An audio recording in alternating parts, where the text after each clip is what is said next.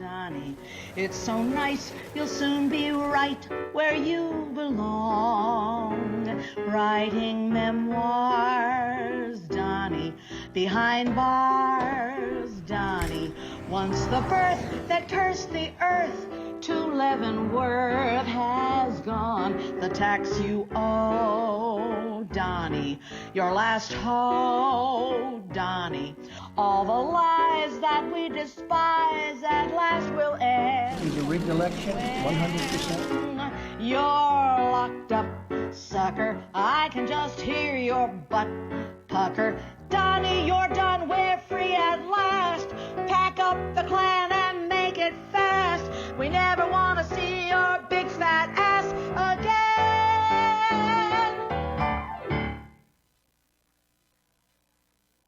Buenos días, Puerto Rico. Bienvenidas y bienvenidos a otra edición de Dialogando con Beni. Esta es su servidora, Rosana Cerezo. Bueno, ahí empezamos con una canción muy graciosa diciéndole adiós a Donald Trump en voz de Bette Midler, una parodia de Hello Dolly, y dice Goodbye Donnie de Donald Trump. Y pues son muchos los que se alegran de que se haya ido Trump, muchos están lamentándose, y como sabemos ya, pues que en ese intento de sublevación, la toma del Capitolio, hemos visto plasmado cómo esas masas extremistas derechas que ya se han envalentonado y han asumido categoría de terrorismo doméstico, están ahí todos. El FBI los está velando. En los Estados Unidos finalmente las instituciones de gobierno han dado el brazo a torcer y han dicho y han aceptado que el terrorismo doméstico de la derecha es el riesgo mayor de terrorismo a esa nación. El presidente Biden entonces entra a un nuevo término con todo eso detrás, y pues ha dado mucha esperanza a algunos. A la izquierda de Estados Unidos entiende que será más de lo mismo. Los demócratas piensan más de lo mismo con menos toxicidad, es lo que he leído en la prensa de izquierda.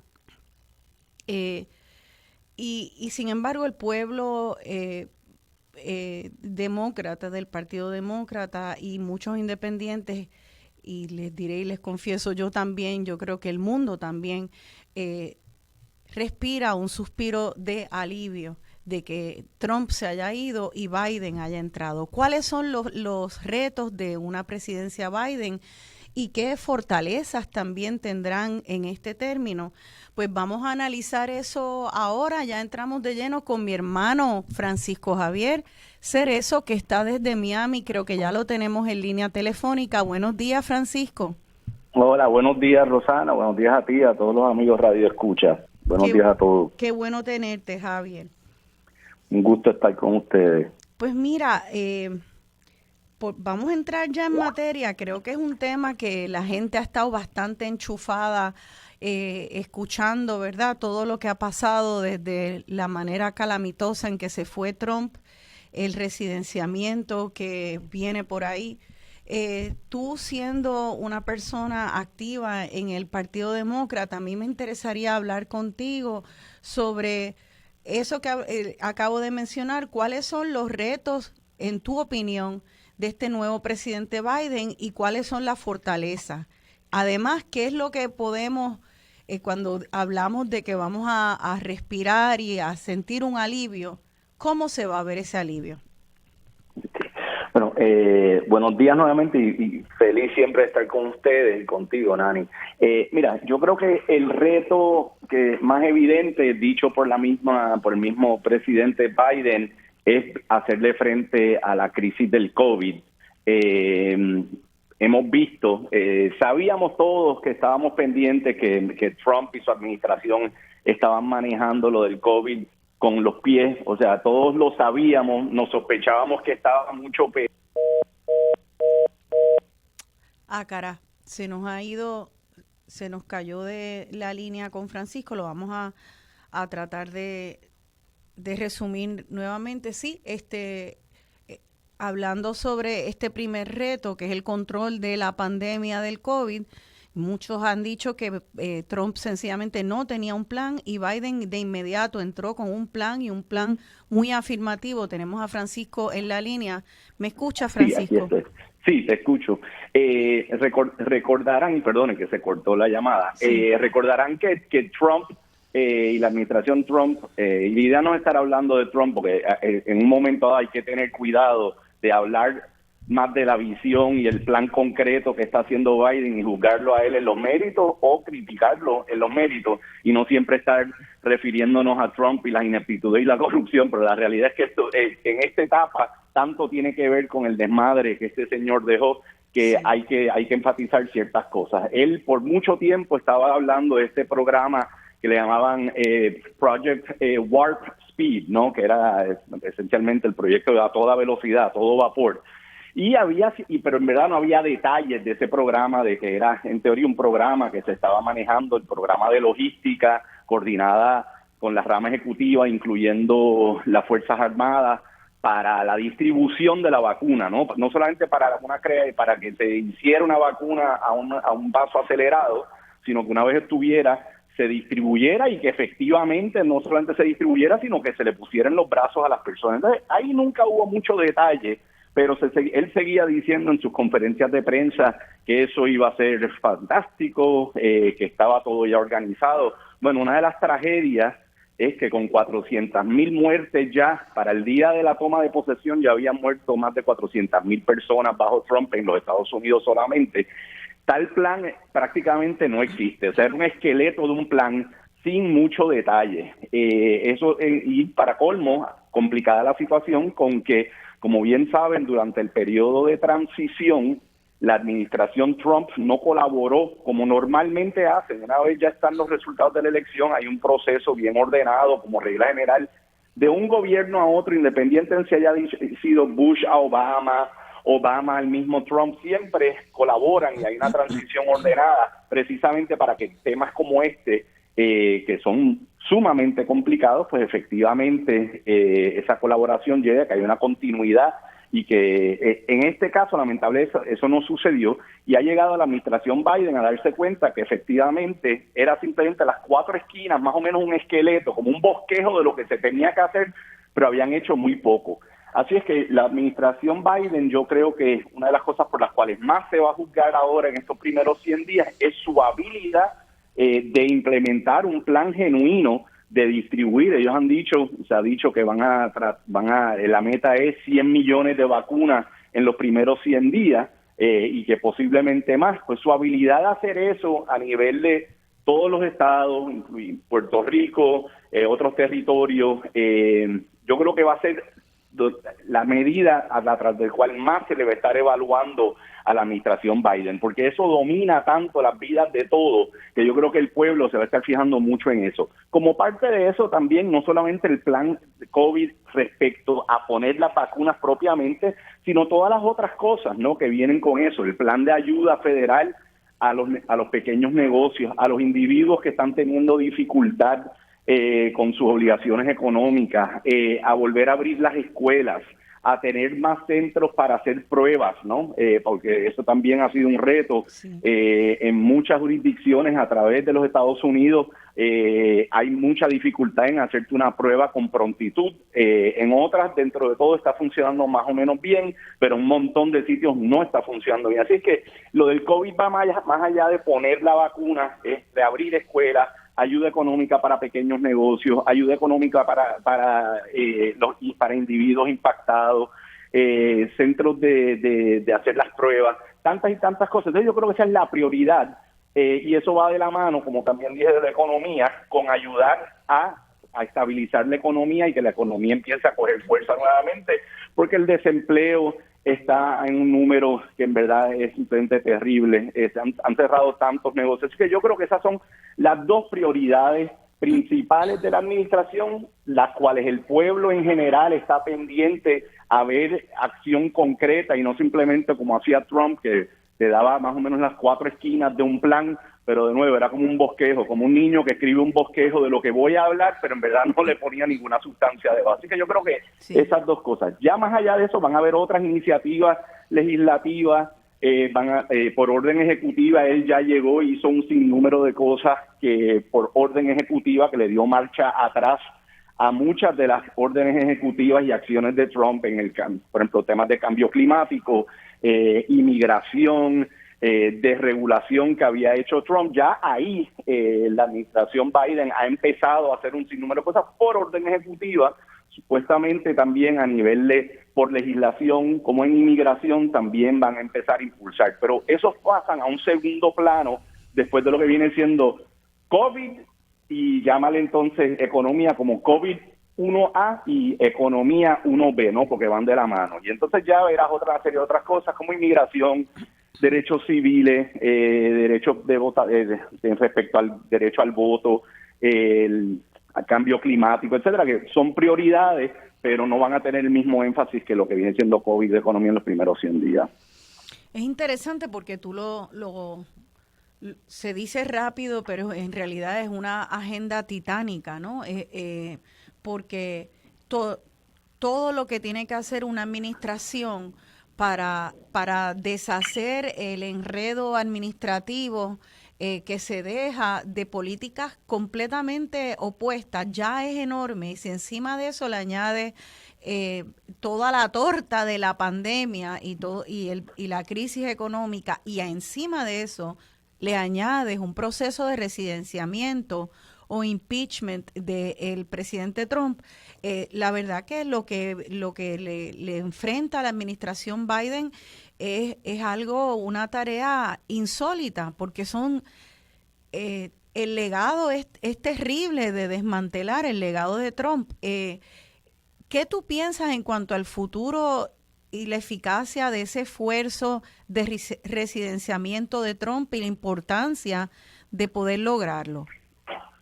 Mira, un comentario en general. La realidad es que la tarea es simplemente enorme, pero ya estamos viendo que el tú contratar, reclutar personas a tu administración que son competentes, sí. No estar interfiriendo políticamente. Esto se puede ver en el caso de lo de Fauci, que todos conocemos, porque hay un sinnúmero de personas que han nombrado que son muy competentes, pero que el pueblo en general está empezando a conocerlos ahora. Por ejemplo, Janet Yellen como la directora, la secretaria del Tesoro.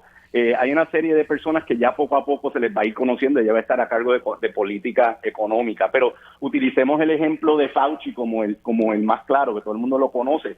Él finalmente está como desencadenado, ahora es Fauci desencadenado, ha salido ya básicamente diciendo, finalmente puedo hablar francamente y libremente, y estas son todas las cosas que hay que hacer, y le han dado básicamente todas las herramientas para que pueda implementar lo que la ciencia dicta. Así es que el reto es extraordinario, pero estamos ya viendo una diferencia dramática entre esta administración y la previa, de que aquí se le están reclutando personas nuevas o dándole el poder a personas que ya estaban como Fauci a que hagan lo que tengan que hacer, se le están dando los recursos sin la interferencia política constante de la Casa Blanca. Han habido varios montajes de videos en estos tiempos, en esta última semana, de Fauci ahora hablando bajo Biden, mientras Fauci hablaba, y comparado con Fauci hablando cuando estaba Trump, y dan hasta un poco de risa. Tú ves al pobre Fauci tratando de decir algo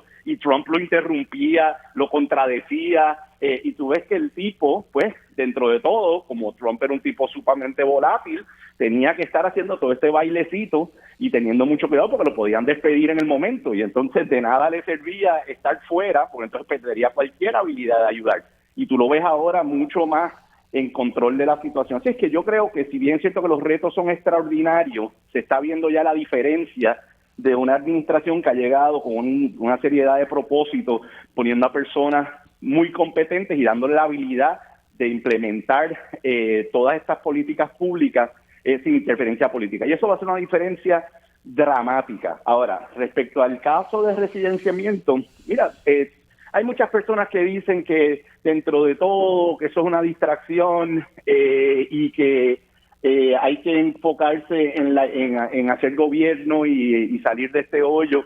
Y eso es cierto, pero la realidad es que se pueden hacer ambas cosas a la misma vez. O sea, el proceso de residenciamiento de Trump es un caso, para empezar que las ofensas son tan graves, fue tan terrible lo que sucedió, que tú simplemente decir, ya como el tipo no está, pues vamos a olvidarnos de esto. Pues no, o sea, cuando un crimen se comete, ahí tiene que tener consecuencias, y simplemente porque él ya entonces no está en la Casa Blanca, decir, bueno, pues entonces casi como que paso de paloma y nos olvidamos. Eso sería simplemente crear un precedente terrible de que tú puedes llevar un atropello, un asalto a las instituciones civiles y a la democracia y no tener consecuencias. Así es que las acciones tienen que tener consecuencias, no solamente para Trump en el caso del residenciamiento, sino a todos aquellos que le rieron las gracias, una serie de congresistas y senadores y una serie de otras personas que todavía se está investigando quiénes son. Todas esas acciones tienen que tener consecuencias. Simplemente decir, él ya no está, paso de paloma, nos olvidamos, simplemente sería un precedente terrible. Y oye, hoy día tú bien sabes cuántas personas están presas por unos crímenes menores. O sea, por crímenes menores hay muchachos y muchachas en todos los estados, en Puerto Rico, presos por muchos años por unos crímenes menores que no tienen nada que ver con todas las atrocidades que cometió este señor. Murieron 5 personas en el Capitolio, 5 personas murieron. Y entonces simplemente decir paso de paloma, en verdad eso no sería aceptable. Ahora bien, a la preocupación de que si tú puedes llevar un juicio y también atender las agendas de gobierno, yo creo que la respuesta es claramente que sí. O sea, el Senado completo no está enfocado en un juicio todo el día. El gobierno sigue funcionando, están todos los distintos departamentos, todos los ministerios del gobierno funcionando. O sea que el gobierno va a continuar funcionando, pero se tiene que atender este caso. El caso va a empezar en febrero. Y una vez comience, se anticipa que durará varias semanas. Así es que de que habrá un elemento así de una distracción por par de semanas, ciertamente a nivel mediático, pues sí, sin duda. Eso sucederá porque es parte de, ¿no? O sea, en Estados Unidos, sea las vistas de Irán contra, fuera en su momento el caso de O.J. Simpson, siempre hay un nivel de sensacionalismo mediático. Así es que la atención nacional mediática, sin duda, va a estar enfocada en este juicio por par de semanas. Pero tienes que poner eso en la balanza y decir, bueno, que para no tener un poquito esa distracción de par de semanas, yo simplemente lo veo un paso de paloma y que esta gente se salga con la suya, eso sí que no sería aceptable. De todos modos, se va a poder seguir gobernando, se va a poder seguir implementando política pública. Y una de las cosas que tiene que trabajar entonces Biden, y eso obviamente es importante que lo haga y hay que reclamarle, es asegurarse que la administración Biden y el Congreso demócrata siga gobernando y siga impulsando agendas de política pública aún durante los días que estén llevando el juicio contra Trump y sus secuaces. Sí, yo me imaginaría que mientras sucede ese juicio de residenciamiento, tiene que estar todo el Senado concentrado en eso y la mayoría de los senadores estarán presentes. Creo que en el último juicio de residenciamiento estaban completo el Senado presente. Eso será un retraso quizá a todos los otros trabajos que tienen que hacer de nominaciones. No necesariamente, porque si te fijas, esto es un juicio. Vamos a para nuestros amigos que no tienen muy claro cómo es el proceso, esto tiene equivalente en el día a día de cómo funcionan las cortes. Lo que hizo la Cámara de Representantes, el famoso impeachment, es la acusación. Ellos esencialmente funcionan como si fueran un poco un gran jurado o una fiscalía que determina que se cometió un crimen y entienden suficientemente grave como para acusar. Y ahora lo que pasa es a la etapa del juicio en el Senado. Así es que, del mismo modo que en un caso normal, pues mira, hay casos que se ven 4 horas por la mañana, hay casos que se ven ciertos días, o sea, tú y yo lo sabemos porque pues, tuvimos la dicha de criarnos con mami como juez, o sea, sabemos que ella manejaba múltiples cosas en un día determinado. Habían casos, es cierto, que ocupaban 100% de su tiempo por un periodo de tiempo determinado, pero una de las cosas que se ha discutido ya y que son parte de las reglas del juego que se están discutiendo ahora mismo a nivel del Senado, por el senador Schumer, que es el nuevo líder de la mayoría de los demócratas en el Senado, es quizás entonces venir y crear quizás una parte inicial, puede ser un comité designado que haga agregar toda la evidencia y manejarlo a nivel de un comité específico, a diferencia de la totalidad del Senado. Obviamente la totalidad del Senado tiene que votar, pero quizás delegarle la autoridad de escuchar pruebas, de escuchar argumentos de parte y parte. Eso quizás puede ser por un comité y entonces que después vaya al Senado completo para reducir la cantidad de tiempo que se le consume a la totalidad del Senado. Sí. Otra posibilidad que se está hablando es hacerlo en parte, decir, bueno, pues miren, vamos a hacer esto, vamos a trabajar todos los días de 8 de la mañana a 2:30 de la tarde, son temas que no tienen nada que ver con esto, pero de 3 de la tarde a 7 de la noche, por las próximas 2 semanas, vamos a ver el juicio. O sea, esos son algunos de los distintos modelos que se están contemplando para asegurarse que se puedan hacer ambas cosas a la vez. De todos modos, eso no quiere decir que el gobierno deja de funcionar y está todo el mundo enfocándose en el juicio, pero sí sería el enfoque principal del Senado, quien estaría viendo el juicio durante ciertas horas, durante varias semanas. Francisco, y en términos de otros aspectos de la administración Biden, vamos a ver, por lo menos internacionalmente, yo creo que se ha escuchado ¿verdad? El alivio de la comunidad internacional. ¿Qué tú anticipas en términos de la recepción de Biden y qué obstáculos puede tener? Porque tal vez la reputación de los Estados Unidos ha sido tan comprometida que él tenga que empezar ahí a sanar heridas. Sí, mira, yo de nuevo, hay que tener cuidado, no siempre estar refiriéndose a Trump, pero el contraste es tan dramático. Esto es una persona que dentro de todo llega con una historia de vida, de ser un servidor público, con cierta humildad, con cierta decencia, con una empatía. Ha sufrido mucho en su vida, así es que en estos tiempos de tanto sufrimiento, ha perdido varios hijos, tanto por un accidente terrible en que murió su primera esposa, hija, como ahora más recientemente murió un hijo de cáncer. Es una persona que ha sufrido mucho en su vida y la ha superado. Entonces tenemos entonces en Biden, más allá de lo que como hubiera sido muchas otras personas, incluyendo lo que pudieron haber sido otros candidatos del mismo Partido Demócrata en las primarias, en él tenemos una persona que recoge una serie de cualidades, pero sobre todo empatía hacia el prójimo, que yo creo que es esencial en estos tiempos. Así es que es alguien que yo creo que va a ayudar al país a sanar, un país que está tan dividido y tan traumatizado por unos 4 años, casi ya 5 años, porque el año ese de campaña fue un año muy complicado también, de una retórica, pero va más allá de retórica, de acción terrible, de cuando este tipo Trump baja por las escaleras de Trump Tower, hablando que los mexicanos eran unos violadores, hasta los días recientes, todos los últimos actos nefastos de él. Entonces, tener una figura que tú ves que le baja la temperatura a esa retórica tan violenta, que a su vez entonces denuncia lo que está mal, yo creo que ya eso en sí va a hacer una diferencia dramática en el tono nacional del discurso de vecino con vecino, dar un modelo de cómo tú se deben tratar unas personas. Yo creo que eso ya en sí hace una diferencia dramática, no solamente a nivel doméstico, sino internacional. El mero hecho de que esto es una persona que no anda en Twitter pegada de día a día, múltiples veces al día, con atropellos verbales, diciendo estupideces, faltándole el respeto a personas, actuando de un modo errático. Eso en sí es un modelo nuevo de desempeño de gobierno. Y yo creo que eso va a informar muchas de las acciones de su administración, de una estabilidad, una decencia, un nivel de competencia donde no es un culto a la personalidad de un individuo. Yo creo que eso en sí, tanto a nivel de política doméstica y cómo se maneja esto a nivel en Estados Unidos, como cómo tú te relacionas con tus aliados y hasta tus rivales a nivel internacional también. Recordemos que Trump era el tipo que si tú le reías las gracias a nivel internacional, te hacías de la vista larga, como el caso de Arabia Saudita, que mataron a Khashoggi, que era un escritor, un intelectual público,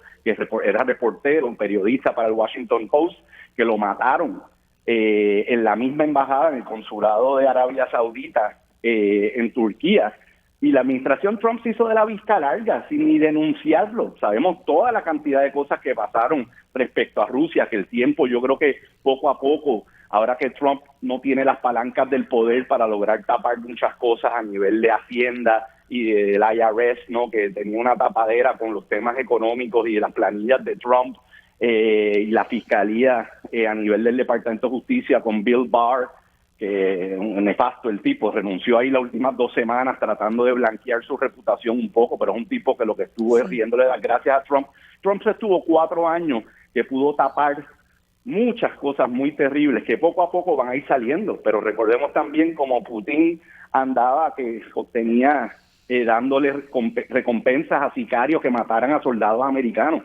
Tan recientemente como hace un mes, unos hackers hicieron el ataque civil más agresivos y dañinos en la historia de Estados Unidos y fueron hackers rusos. Y todo eso eran cosas que Trump simplemente, como decimos, ¿no? Se hacía el loco, se hacía de la vista larga. ¿Por qué? Porque tenía ahí unas relaciones con los supuestos rivales nuestros internacionales muy, muy raras. Yo creo que en Biden va a llegar una persona mucho más seria, mucho más íntegra, que las relaciones vis-a-vis rivales como podrían ser Rusia y amigos como podría ser Canadá, Inglaterra y una serie de otros países va a ser mucho más normal y mucho más en línea con los intereses amplios de la nación y no con agendas pequeñas personales o económicas como muchas personas pensamos que tenía Trump, que él tomaba decisiones de política internacional en base a que le beneficiaba a él y a sus amiguetes porque le daban un permiso para hacer un hotel en algún país o si algún amigo iba a poder obtener un contrato multimillonario, etc. Así que yo creo que en todos esos frentes va a haber un cambio bien distinto en la administración Biden. Y a nivel internacional, has visto también desde Angela Merkel, a Boris Johnson, a Macron, a un sinnúmero de líderes en América Latina, estrechándole la mano a Trump y dándole la bienvenida a lidiar con una persona que simplemente ellos entienden que es decente y competente. No es que entienden que están alineados 100% en temas de política pública y relaciones internacionales, pero al menos no es lidiar con una figura corrupta e incompetente, que fue el problema que tuvimos por estos últimos 4 años. Así es. Francisco, ya se nos acabó este segmento. En el resto del programa vamos a recibir a los profesores de Ciencia Política Miguel Rivera Quiñones y Robert Benator y vamos a coger cada uno de los temas que tú ahora de manera panorámica nos has también resumido y tratar de ver un poquito los detalles para entenderlo y también cómo es que Puerto Rico se puede...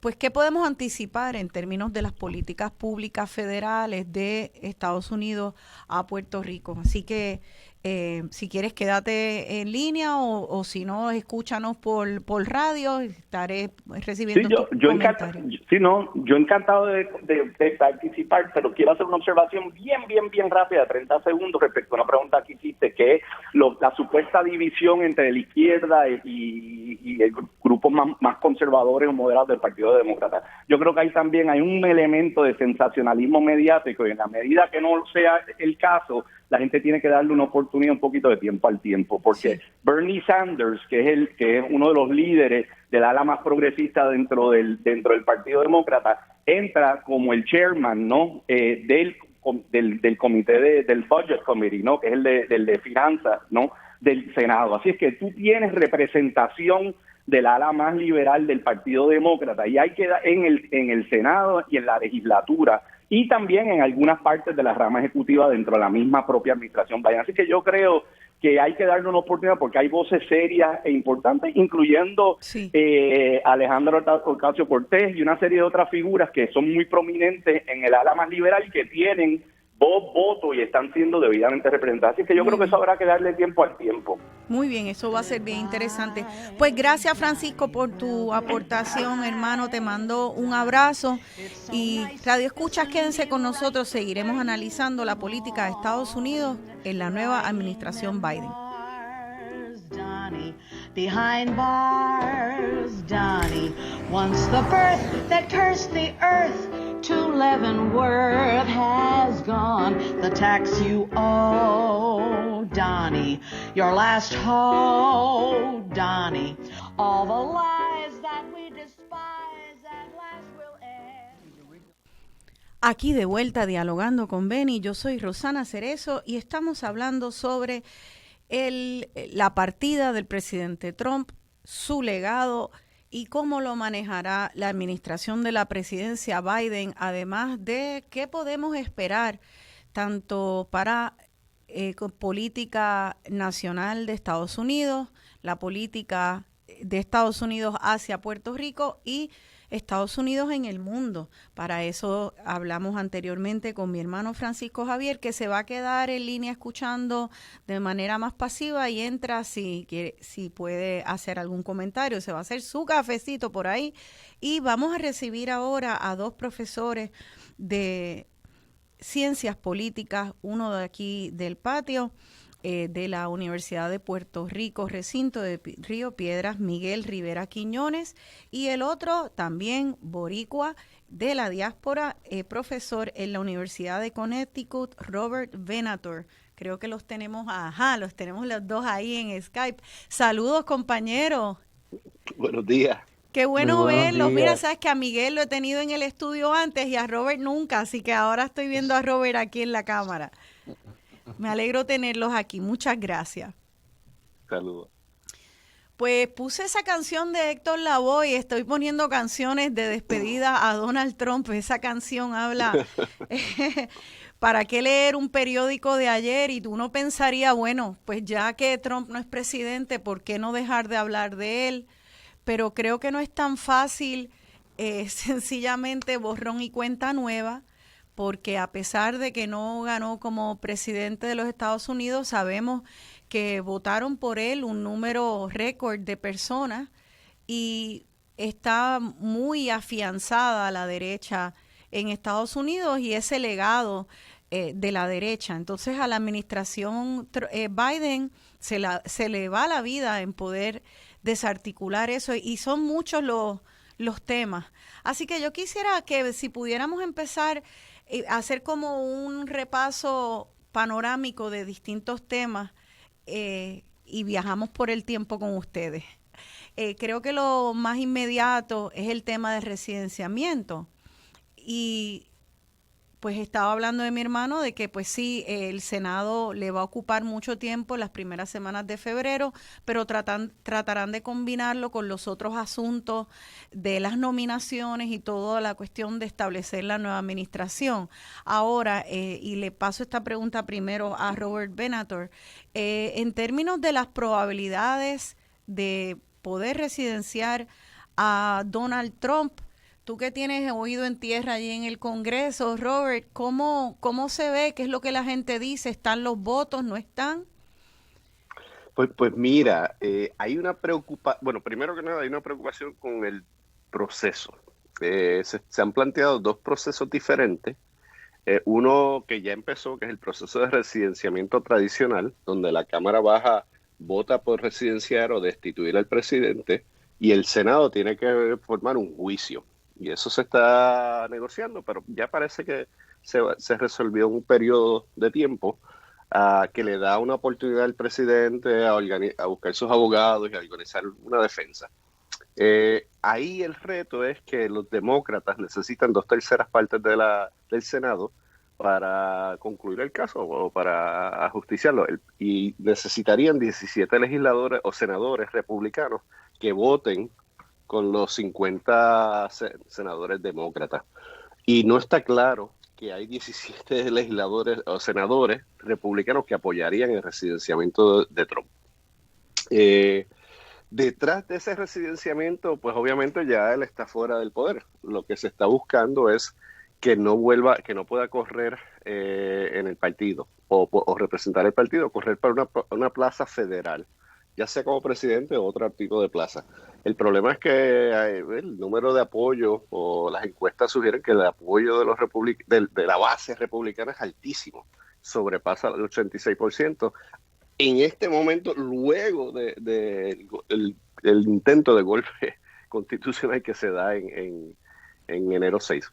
Y el segundo proceso que se está discutiendo, pero es un proceso un poco más complejo, es utilizar la sección 3 de la enmienda 14 para hacer un proceso básicamente de censura y exclusión para que no pueda correr otra vez o asumir una plaza en el Senado.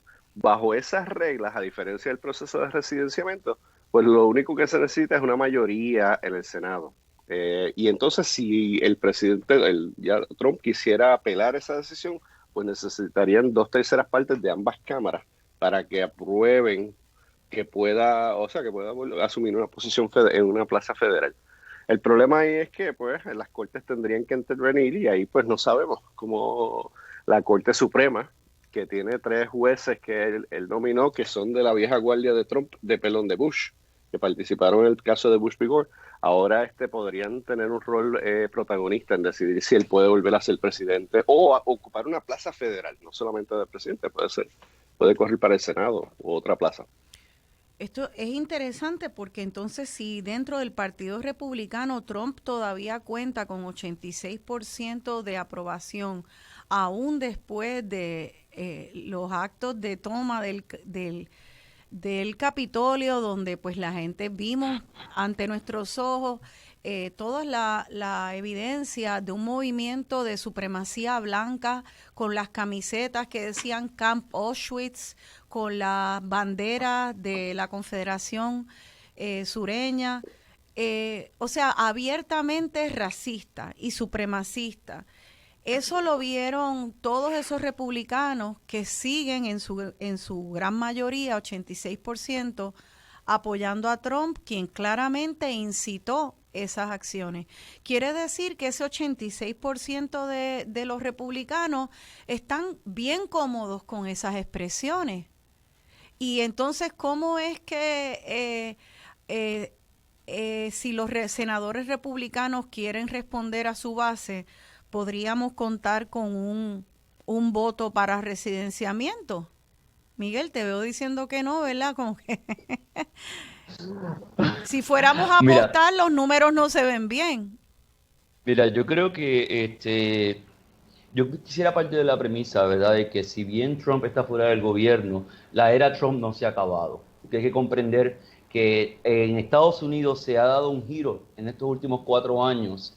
Y claro, esto es una interpretación de lo que quizás era una noción de un nacionalismo cívico en los partidos tradicionales, ¿verdad?, mainstream estadounidenses, identificados en los valores americanos de libertad, democracia, propiedad privada, ley y orden, que básicamente van a ser esos principios que inclusive sectores conservadores van a hacerse eco en la década de los 60 dentro del movimiento de los derechos civiles, ¿verdad? No hay que olvidar que fue un tejano, ¿verdad?, Lyndon B. Johnson, precisamente el que aprueba e impulsa esa medida de los derechos civiles, ¿no? Así que había un consenso dentro de los partidos y los componentes de las élites estadounidenses de ese nacionalismo cívico, ¿verdad?, fundamentado en la idea y en los valores que representa América, ¿verdad?, o que ellos dicen representar.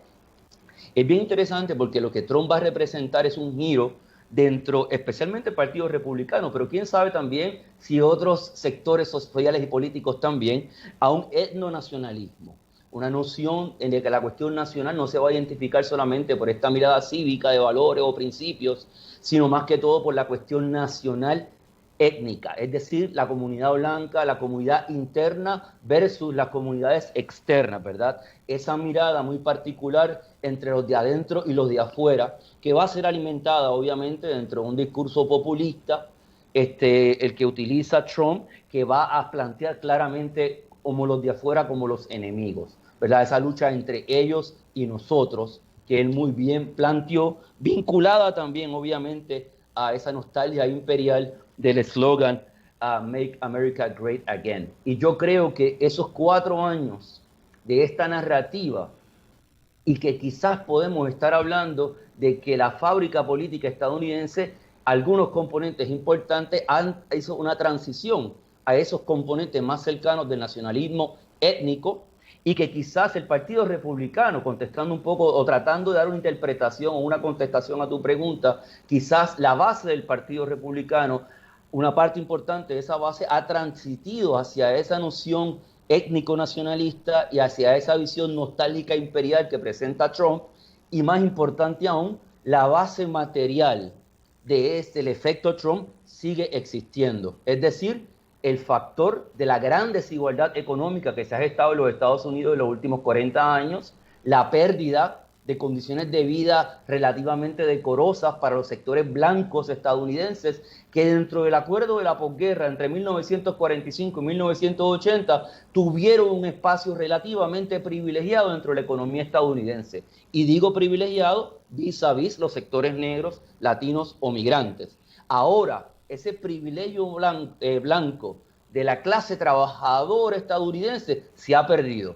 Hoy en día los datos dicen que el 20% de la clase trabajadora estadounidense vive en la pobreza.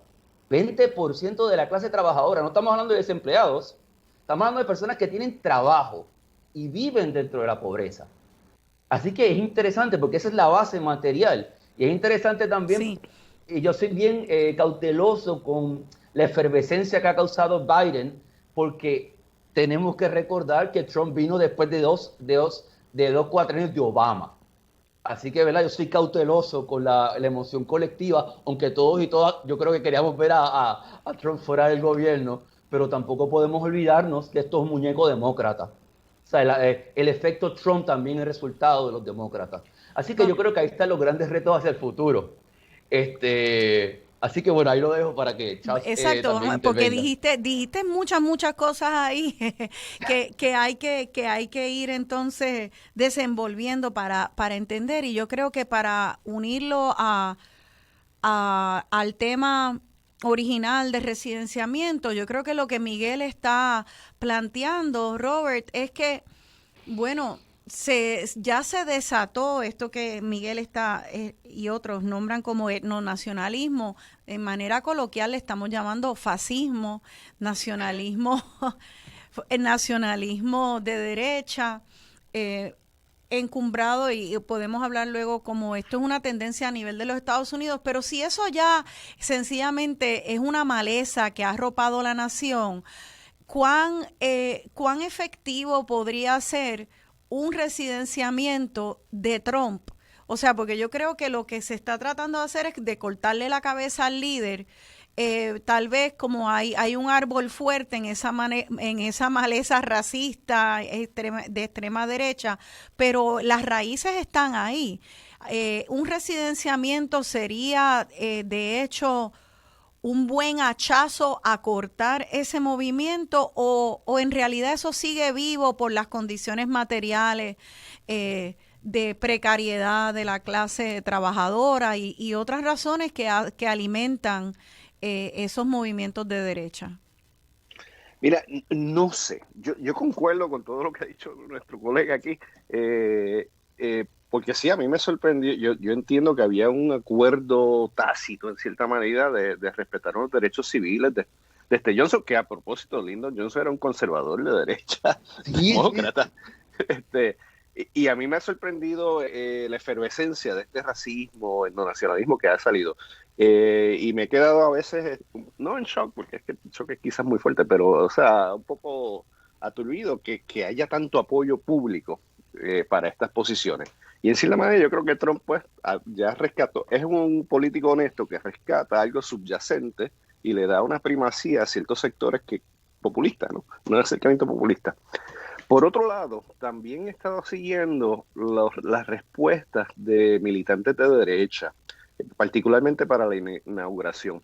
Y hubo varias entrevistas en cadenas nacionales donde militantes de derecha dijeron: nosotros nos vamos para el campo, para nuestras casitas de verano, porque no queremos que el FBI nos caiga tan fuerte. Tenemos miedo a estar asociados y no estamos listos para tener una revolución.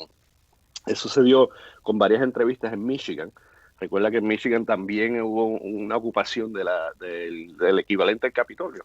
Y en ese sentido, si el gobierno federal responde con mano dura a estos grupos de derecha, y es posible que el FBI responda con mano dura, pues ya se calma un poco la situación, en mi opinión.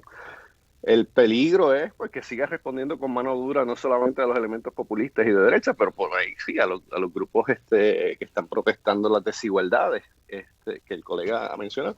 Porque es que sí, las desigualdades en Puerto Rico están siendo exacerbadas no solamente por unos En acercamientos Estados económicos Unidos. fracasados, Y, sí, en Estados Unidos y en bueno, y en Puerto Puerto Rico Rico también, de paso. pero por la pandemia, la respuesta a la Claro. pandemia, la inhabilidad de desarrollar una economía alterna a la pandemia. O sea que vamos a ver pues las presiones sociales que van a... Y simultáneamente va a depender de la respuesta del gobierno, porque es que el gobierno tiene que responder para firmar lo que le dicen el rule of law aquí y mantener Sí. una estabilidad.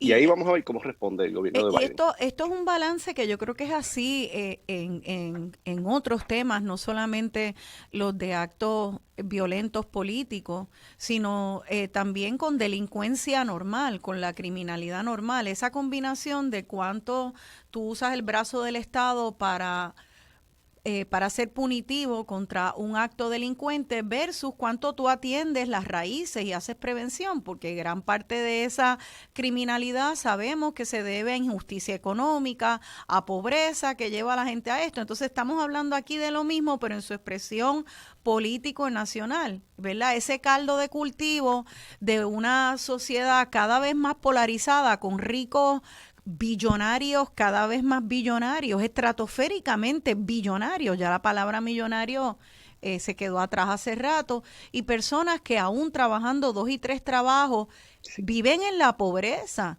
Así que esas causas hay que ver cómo es que la administración Biden hace, si tiene la disposición incluso, de hacer ese balance entre atender las causas de la violencia racista y ese etnonacionalismo, que a veces es racismo puro y duro, divorciado de todo, pero a veces y muchas veces tiene que ver con injusticia económica. Así que eso, ¿cómo... Robert, ¿cómo tú ves la disposición de una administración Biden? ¿Cómo perfila de acuerdo a los nombramientos? Mi hermano dijo que muchas personas, él plantea que la izquierda debería darle una oportunidad a Biden, ya que, por ejemplo, Bernie Sanders ha sido nombrado a dirigir en la comisión de presupuesto.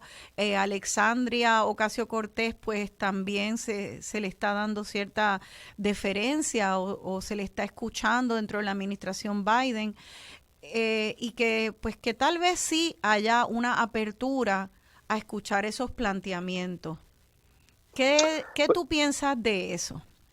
Bueno, Biden dijo que iba a nominar a Bernie Sanders como secretario del Trabajo. Lo que pasa es que necesitan los votos en el Senado y pues tuvo que sacarlo del plan. O sea que Sí. le ha dado un espacio o indica que le ha dado un espacio a Sanders o a la ala progresista de los demócratas, mejor dicho, para influenciar políticas públicas. Aquí el balance es que pues es lo que se dio en la administración de Obama. Tienes una crisis económica. ¿Cómo crece la economía? Una economía capitalista que no está diseñada para responder a las necesidades de la gente y mantener ese balance. Y lo que hizo Obama fue rescató la economía capitalista a nivel de élites y entonces promovió unas políticas públicas que fueron saboteadas en muchas medidas en el Congreso. Por eso está el debate del filibuster. Y el caso clásico aquí es el Obamacare, o sea, el programa de salud médico. Hasta ahora, lo que he visto de los anuncios de la administración de Biden para los nombramientos de secretarios, de las políticas públicas, de las órdenes ejecutivas, es que Biden está consciente de los errores de Obama y ha dicho que va a tratar de responder a algunos de esos, particularmente en el área de inmigración. Pero simultáneamente también ha adoptado la misma política de Obama. Janet Yellen, Yellen es la secretaria de Comercio, perdón, del Tesoro. Y pues vamos en esa dirección porque es que la economía está colapsando.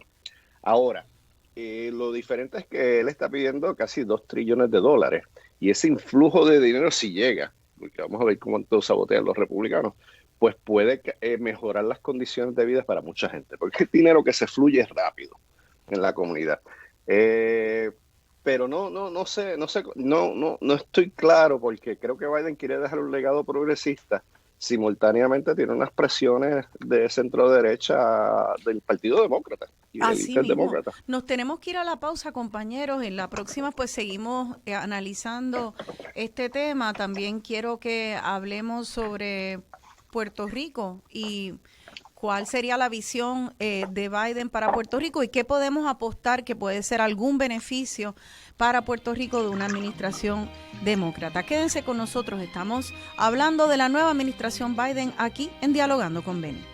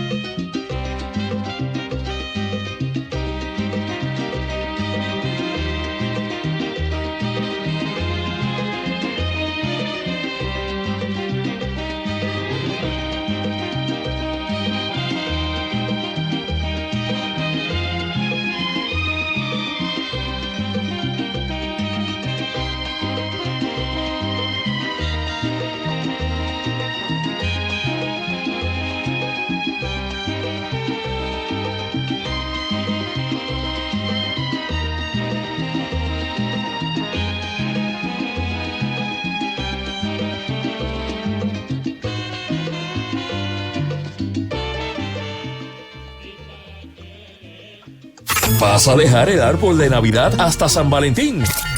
No importa, no importa. La celebración aquí también sigue. WSKN 1320 San Juan, WKJB 710 Mayagüez, WDEP 1490 Ponce, WLEY 1080 Calley, WKFE 1550 Yauco y en el 93.5 FM en todo el oeste. Radio Isla 1320. Somos el sentir de Puerto Rico. Para el mejor contenido multimedia en noticias, síguenos en Instagram como Radio Isla TV. Si una buena historia quieres escuchar, si quieres saber lo que en verdad pasó, ya no tienes por qué esperar, solo pon la radio y haz como yo. Es la radio, la radio, la radio soy yo. Si tú quieres descubrir, es mejor escuchar y activarte aquí.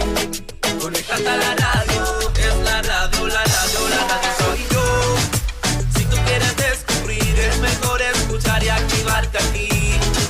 Conéctate a la radio. Oye lo que te digo, la radio está contigo, su poder tiene estadio. Conéctate a la radio. Oye lo que te digo, la radio está contigo. Es la radio, la radio, la radio soy yo. Si tú quieres descubrir, es mejor escuchar y activarte aquí. Conéctate a la radio. Es la radio, la radio, la radio soy yo. Quieres descubrir, es mejor escuchar y activarte aquí. Conéctate a la radio. El análisis de la situación actual del país no se detiene y los domingos llega con voces diferentes a Radio Isla, fuera de líneas partidistas, con un diálogo respetuoso y constructivo. Voz Alternativa con Marcia Rivera. Voz Alternativa todos los domingos a las 11 de la mañana por Radio Isla 1320 y radioisla.tv. Nos levantamos contigo. Nuestra cadena se hace más grande. Radio Isla le da la bienvenida a WABA 850 AM, La Grande, nuestra nueva afiliada en Aguadilla, conectándose con nosotros mañana y tarde. La información más completa de nuestra programación en Aguadilla la escuchas por WABA 850 AM, La Grande. Somos Radio Isla 1320, 15 años siendo el sentir de Puerto Rico.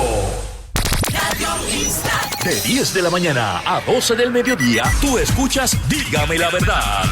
Somos Radio Isla 1320 y radioisla.tv. Estás conectado a Radio Isla. Radio Isla. La única con la plataforma digital. Más completa en Puerto Rico y el Caribe. Radio Isla Móvil. Radioisla.tv. Si aún no la tienes, baja ahora nuestra aplicación Radio Isla Móvil. Noticias de último momento y contenido único y exclusivo de Radio Isla. Radio Isla Móvil. Conéctate al futuro hoy con Radio Isla. Radio Isla. Es tiempo de conectarte. Síguenos en Facebook como Radio.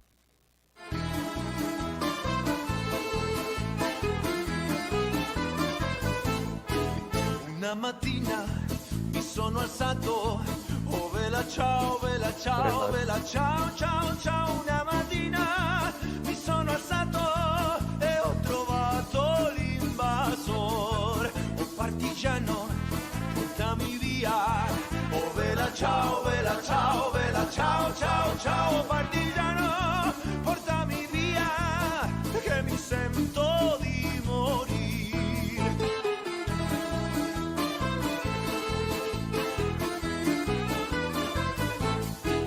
Se io muoio da partigiano, oh vela ciao, vela ciao, vela ciao, ciao, ciao. E se io muoio da partigiano.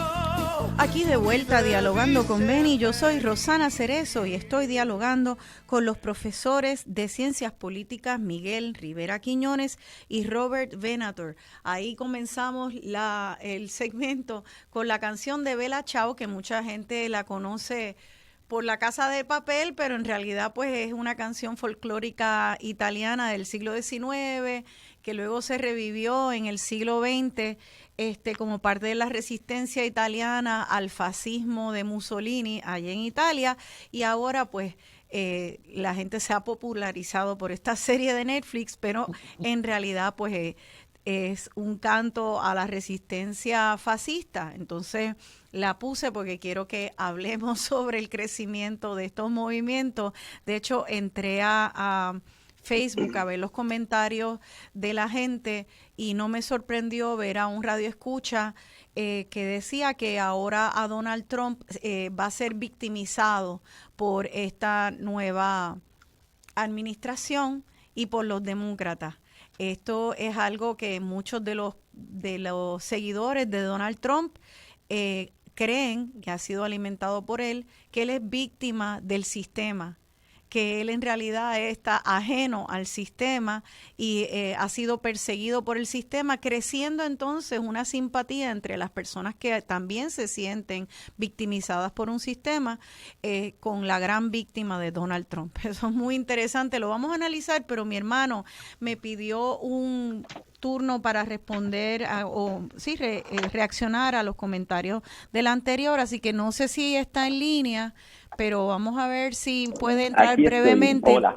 Hola, Francisco, Sí. estamos escuchando. Hola, estoy en línea. Yo quería hacer un par de observaciones. Yo coincido con todos los comentarios que hicieron, pero quería dar dos pinceladas respecto a dos de las cosas que se discutieron.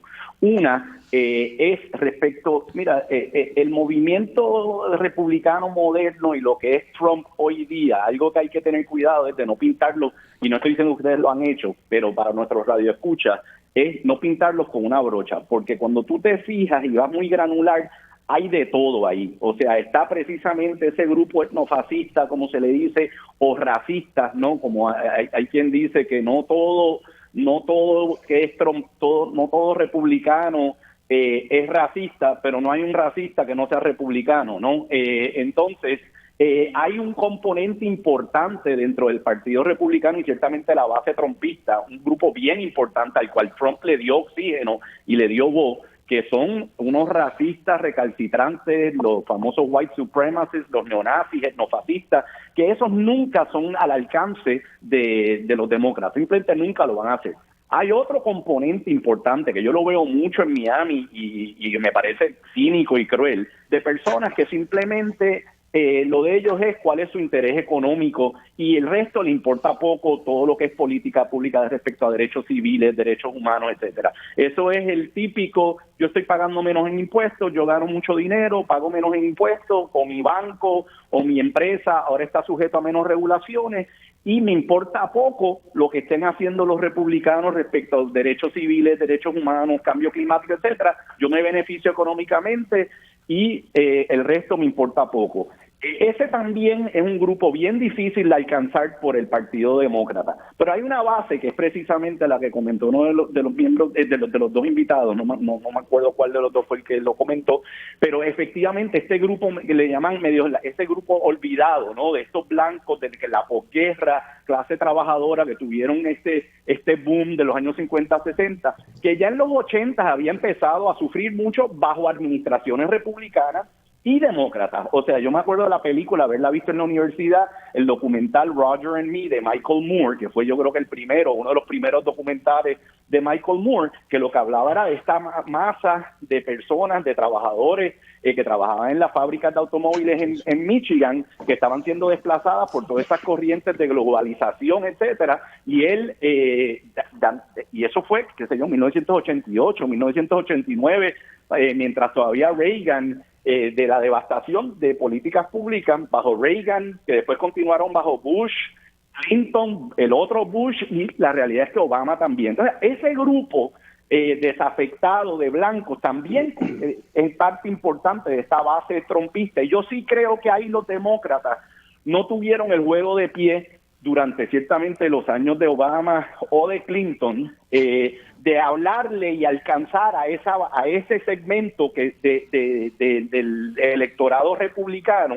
Y yo creo que ahí hay una posibilidad importante para Biden de llegarle a esa gente. Esto no son personas racistas ni etnofascistas, y ciertamente no son ni los ricos ni los poderosos que se están beneficiando por recortes tributarios, pero sí responden a una angustia económica, una inseguridad socioeconómica, que yo creo que a través de ciertas acciones claras de política pública, una administración Biden, si se la juega bien, puede llegar a un grupo importante de votantes que no necesariamente tienen que continuar siendo parte del Partido Republicano. Esa era la primera observación. Y la segunda, rápida, que la haré más breve, es respecto al Partido Republicano.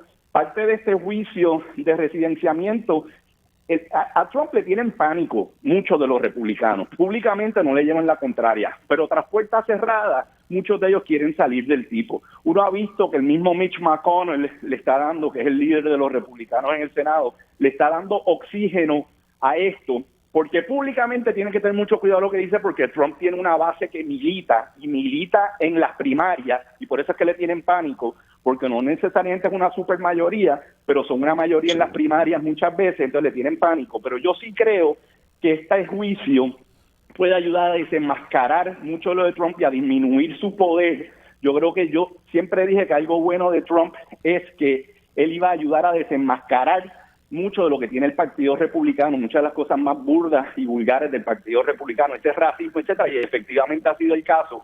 Pero hay otras personas del Partido Republicano que no lo quieren, y yo sí pienso que el juicio va a ayudar a desenmascarar muchas cosas de Trump que van a ayudar a bajar la popularidad de él con al menos ciertas partes del Partido Republicano. Si logran tener los números para efectivamente residenciarlos, esos son otros 20 pesos, porque como bien han dicho, requiere 17 republicanos, y eso puede ser un número que quizás no sea alcanzable. Pero en el proceso va a salir disminuido Trump en términos de su poder, y yo creo que muchos republicanos quieren, tras puertas cerradas, quieren eso. que Trump se le disminuye el poder porque han estado rehenes al poder que él tiene con esa base que milita en las primarias. Muy bien, imagínate, si están gritando Mike Pence cuando están subiendo, escalando los muros, sí. Y Mitch McConnell, cuelguen a Mike Pence y a Mitch McConnell, que eran de los limpiabotas de Trump, tú pensarías que tal vez a esos dos limpiabotas se les sacude un poquito la conciencia y piensan, bueno, este tipo ya llegó a ser peligroso a mí, y le tratarían de poner una traba y mover fichas ahí tras bastidores para por lo menos reducir el poder de Trump. Bueno, está por verse, entonces va a ser bien interesante. ¿Qué les parece si pasamos entonces al tema de la administración Biden y su posible efecto en Puerto Rico? Luego volvemos a traer el tema internacional y fascista y no nacional, que eso sigue ahí, Miguel, y quiero que lo comentemos, por eso traje la canción de Bella Ciao. Pero Puerto Rico, en este escenario, no quiero que se me escape, ahora tenemos a un gobernador Pierluisi que se ha comprometido a mover la estadidad. He escuchado de distintas personas que Pierluisi sí tiene contactos dentro del gobierno federal y el Congreso y los demócratas, gente que de hecho sí le responde a él, y eso hace que muchas personas favorecedoras del estadismo cifren sus esperanzas en que él pueda de hecho adelantar el movimiento de la estadidad para Puerto Rico. ¿Qué opinas tú de eso, Robert? Tú que estás allá y estás también en conversación con congresistas, ¿a qué tú apostarías? Mira, llevo años oyendo de diferentes demócratas que apoyan mucho a Pierluisi, que lo quieren, o sea, que le cae bien, es un tipo que aprecian. Senadores y legisladores en foros públicos principalmente. El problema es, bueno, hay dos problemas fundamentales.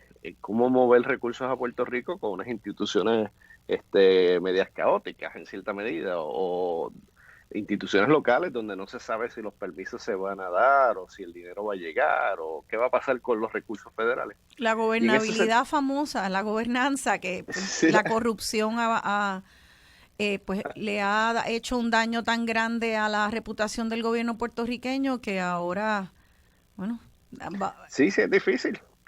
Y otra vez, ahí los demócratas han indicado que quieren mover fondos, particularmente soltar los fondos de Posmaría para ayudar a la reconstrucción. El problema es el manejo de fondos, y en ese sentido, yo creo que hasta que no haya lo que acá en los Estados Unidos llaman el rule of law local, donde se respeten las instituciones locales, yo no veo ningún apoyo sustantivo para la estadidad o un cambio de gobierno. Es porque es que la gente no quiere enviar dinero y facilitar un proceso corrupto, el público en general. Y hay muchos legisladores que me han dicho a mí, no sé con quién hablar en Puerto Rico, porque no confío, inclusive miembros de mi propio partido, no confío que el dinero llegue. Y el segundo es la deuda, que ya los últimos estimados que me han llegado a mí es que va a sobrepasar $200,000 millones.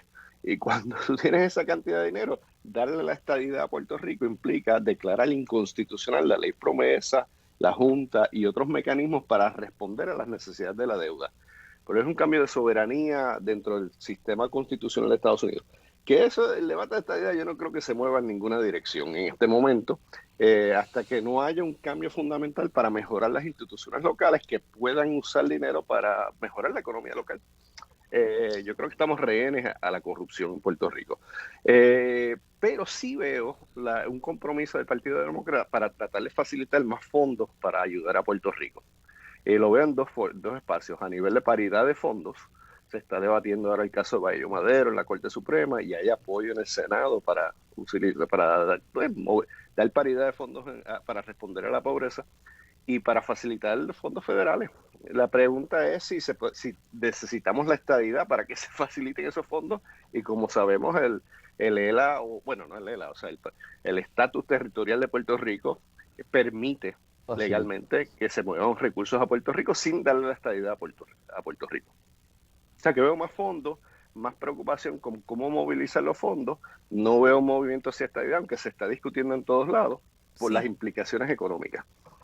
Sí. Muy bien, buen resumen, Miguel. Tu turno al bate. Sencillamente quiero añadir algo bien pequeño, y es que adicional de la problemática de la deuda, gran parte de la economía de Puerto Rico gira alrededor de que las empresas transnacionales, principalmente estadounidenses, no pagan impuestos en Puerto Rico. Los principales empleadores, por ejemplo, privados en Puerto Rico hoy en día son Walgreens y Walmart, los cuales no pagan impuestos, casi no pagan impuestos en Puerto Rico.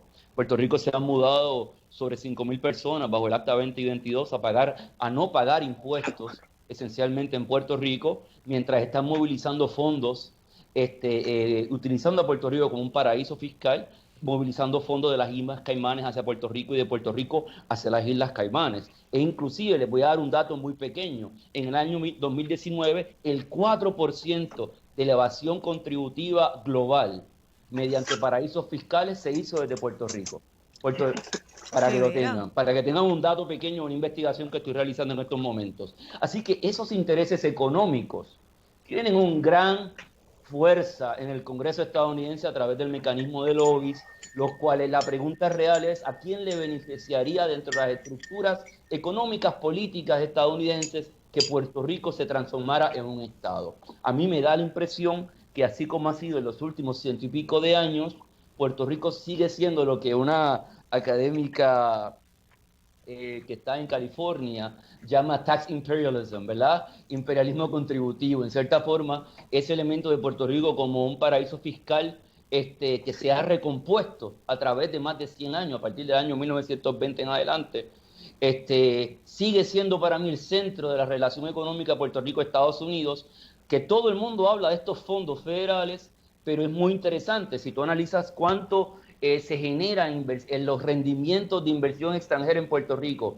entre el año 2000 y el 2012, más o menos se promediaron en 474 billones de dólares. Eso era 7.9 veces los fondos por transferencias que llegaron a Puerto Rico de los Estados Unidos en ese mismo periodo. Entonces, para que tengan los radioescuchas una noción clara, llegan ciertos fondos federales, pero el rendimiento de inversión extranjera de estas corporaciones en Puerto Rico generan 8 veces lo que el gobierno federal transfiere a los ciudadanos. Así que esa relación es importante tenerla clara y por desgracia muy poca gente la toma en consideración. Yo creo que eso es fundamental y que eso ha sido un factor determinante en la relación político-económica de Estados Unidos y Puerto Rico, especialmente en los últimos 60, 70 años. Y a mí me parece que, y les quiero preguntar, yo creo que el reto para muchas personas de entender eso dicen, bueno, ¿qué tiene que ver la gimnasia con la magnesia? O sea, por un lado, el gobierno de Estados Unidos está mandando tanta cantidad de dinero en fondos federales y por otro lado, una cantidad mucho mayor sale de las inversiones privadas, pero el gobierno y el privado son sectores distintos. Yo lo que creo es que aquí hay que vincular la relevancia entre cuál es la vinculación entre que el gobierno de Estados Unidos invierta y las empresas multinacionales mayormente de Estados Unidos saquen tanto más. Pero ¿cuál es el vínculo entre que el gobierno de Estados Unidos invierta y que las empresas saquen tanto más? ¿Acaso son empresas que influyen en el gobierno americano para que estas condiciones sean así?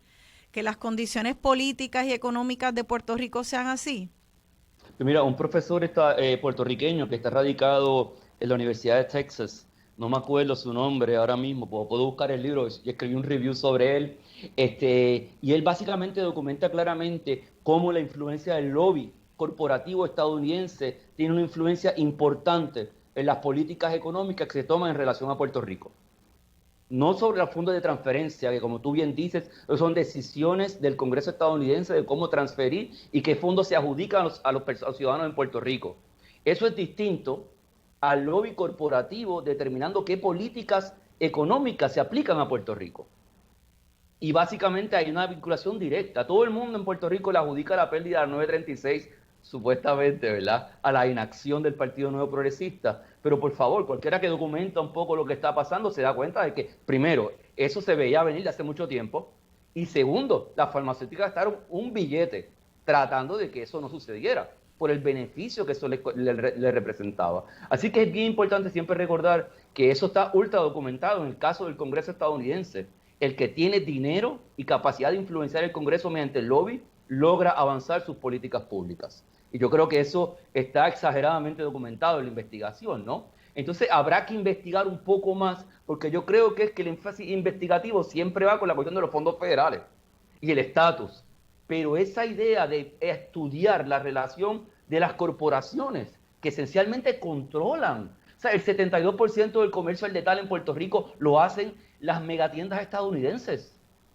En el año 2000, esa cifra era 53%. Es decir, se comieron el comercio local en 20 años.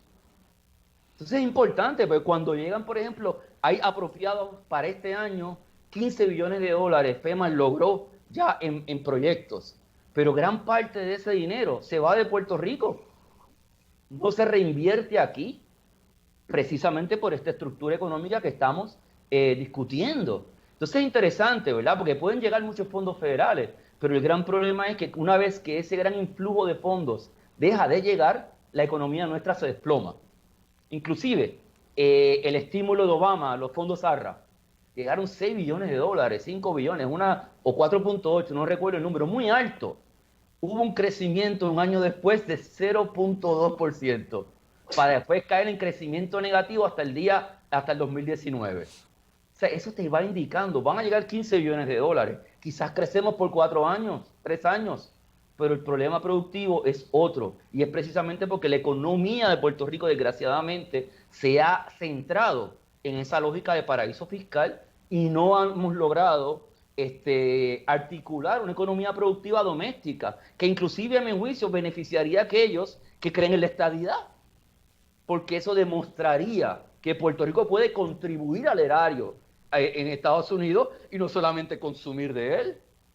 Pero desgraciadamente volvemos al tema de la corrupción, del rentismo y de ese capitalismo de amigo que se ha generado entre los partidos tradicionales en Puerto Rico. Esa gente ha secuestrado cualquier posibilidad de que vayamos en otra dirección, porque el estatus actual es el que le beneficia a todos y a todas las que son parte del Partido Nuevo Progresista y del Partido Popular Democrático. Que pueda haber personas muy buenas, muy honestas, muy chéveres en ambos partidos y que son honestas, quieren aspirar a algo mejor, pero que desgraciadamente la hegemonía dentro de los partidos la tiene esas otras facciones rentistas que se han apropiado y han secuestrado el Estado Libre Asociado, en alianza obviamente con estos sectores poderosos en Estados Unidos que se benefician de la condición actual de Puerto Rico. Me parece, así que yo veo problemas estructurales serios de que esto avance. Y esto, ya mencioné la deuda, ¿verdad? Que ya la mencionó, pero eso es bien importante, porque eso significaría que Puerto Rico tendría que pasar a renegociar la deuda bajo términos establecidos por la ley de quiebra estadounidense. Pues como territorio incorporado tenemos derecho, y Charles, por favor, corrígeme, tenemos derecho a la Carta de Derechos estadounidense, ¿verdad? Como territorio incorporado. Entonces implicaría que hay que negociar ya con los mismos derechos que tienen los estados, y eso cambiaría el panorama de promesa, que es mucho más punitivo que el que puede enfrentar o han enfrentado estados o ciudades de los Estados Unidos. Sí. Así que yo creo que hay frenos interesantes, y el discurso de la estabilidad y del estatus sigue alimentando la imaginación política, a mi juicio, para no tener que hablar de las cosas fundamentales, que son estas otras cosas que yo creo que debemos atender. Corrupción, eficiencia institucional, desarrollo de políticas sociales y culturales, una economía productiva, eficiente y redistributiva. Yo creo que ese tiene que ser el futuro, indiferentemente del estatus que usted defienda. Porque cualquiera de los tres estatus, estadidad, independencia o mayor autonomía, va a depender su éxito precisamente de que tengamos esos componentes. Pero hay estados exitosos y estados fracasados. Hay repúblicas exitosas y repúblicas fracasadas, autonomías exitosas y autonomías también fracasadas. La determinación tiene que ver con el fondo, con los pilares, con las bases y con lo que se construye a través de ese estatus político. Así que yo creo que es bien importante, sigo pensando que esto es otra cortina de humo, el debate del estatus, para que sigamos hablando mucho y a final de cuentas cambiando poco.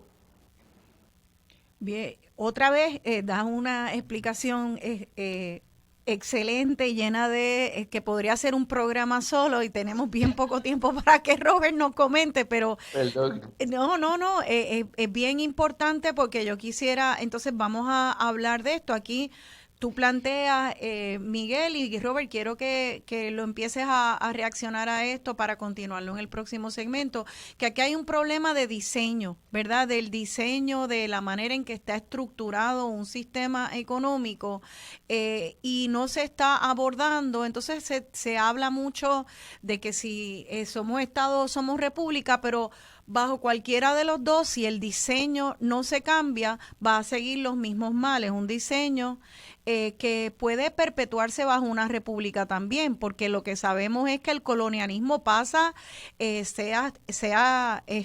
aunque sea república, eso es lo que es el neocolonialismo. Este diseño de que se le dé de Puerto Rico como paraíso fiscal, respondiendo a oligarquías que han secuestrado los gobiernos y el gobierno americano, esto es un mal de otras repúblicas y también de otros estados. Entonces, mi pregunta es, ¿esto es una super encerrona de David versus Goliat? ¿O hay modelos de empoderamiento político y social donde la gente pueda ir movilizando para salirse de esta trampa, de este secuestro? ¿Verdad? Miguel, sé que tienes muchas ideas sobre esto. Déjame ver cómo, Robert, empezamos esa conversación y la continuamos en la próxima y la traemos a Biden también. Brevemente, ¿qué piensas de esto, de mirar las causas, Robert? No, yo concuerdo totalmente en lo que ha dicho el colega, Miguel. Y lo único las únicas dos cosas que podría añadir es que otra vez un cambio de estatus lo que trae es un poco más de perspectiva. Por ejemplo, la estadidad lo que traería pues unas reglas diferentes legales internacionales, pero que la sustancia de la economía puertorriqueña tendría que cambiar, ¿no? O sea, no va a beneficiar que seamos Estado a Puerto Rico. Lo otro que añadiría es que parte del problema es que esta noción del territorio no incorporado abre unas posibilidades para todo este tipo de corrupción a nivel internacional y a nivel doméstico, porque lo que permite el territorio no incorporado es discriminar a favor, tratar a Puerto Rico como Estado o discriminar en contra. Esa flexibilidad abre un montón de puertas para no solamente corrupción, pero otras iniciativas que aguantan a Puerto Rico. Y entonces a nivel local, o sea, esto no es solamente de federal a local también, o sea, estas iniciativas público-privadas donde se desperdicia mucho dinero en compañías de amigos, lo que están es, como apuntó Miguel, lo que están es aguantando dinero federal y aguantando otros fondos que podrían llegar al pueblo y ayudar.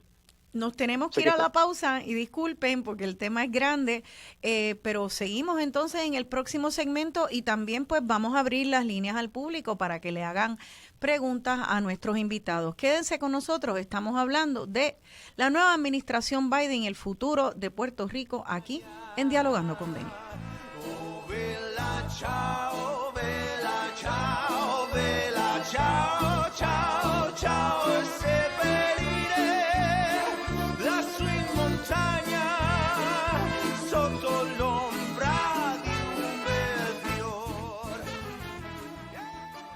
Descarga Radio Isla Móvil, tu portal de noticias y análisis, donde quiera que te encuentres. Radio Isla Móvil.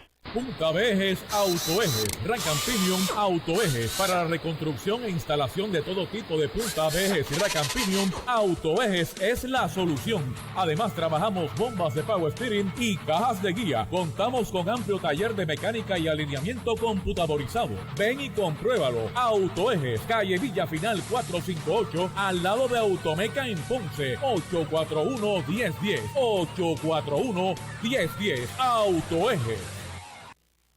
Mujer, si eres residente del área noreste de Puerto Rico y estás pasando por una situación de violencia doméstica, violencia sexual o acecho, en Taller Salud podemos orientarte y brindarte apoyo libre de costo.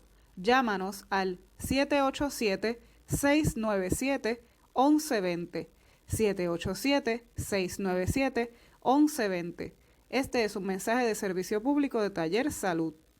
A esta hora se reportan varios incidentes en la zona metropolitana. Si usted viene de Caguas a través del Expreso 52 o la carretera número 1, se están desarrollando también varias construcciones a esta hora. Salga lo antes posible de su hogar si quiere llegar a tiempo a cualquiera que sea su destino. Hola, soy Aixa Vázquez y me escucharás todas las mañanas y las tardes dando el más preciso y certero informe del tránsito que te ayudará a llegar a tiempo a cualquiera que sea tu destino. Conocerás los incidentes que están ocurriendo al momento y cuáles son las rutas alternas. Recuerda, todas las mañanas y las tardes en las horas de mayor tránsito, conéctate conmigo en Radio Isla 1320 y radioisla.tv. Saludos, soy Damaris Suárez y me escuchas de lunes a viernes a las 3 de la tarde entrevistando de frente y sin miedo a las figuras más importantes del país. Conecta conmigo en Damaris Suárez ahora, exclusivamente por Radio Isla 1320. Yo soy Inés Quiles y mi análisis trae la perspectiva real de los asuntos de este país. Hijo del cañaveral. Si no lo digo, reviento. Lunes a viernes a las 4 de la tarde. Somos Radio Isla 1320, el sentir de Puerto Rico. El poder completo de Radio Isla 1320 está en la palma de tu mano. Radio Isla Móvil. Noticias, entrevistas, videos, podcasts. Todo lo que necesitas en un solo lugar. Radio Isla Móvil. Descárgala gratis en el App Store y Play Store para ver y escuchar nuestra programación en vivo cuando quieras y donde quieras. Radio Isla Móvil. Somos Radio Isla 1320, el sentir de Puerto Rico. Aquí nos enfocamos en ti. Radio Isla 1320, el sentir de Puerto Rico.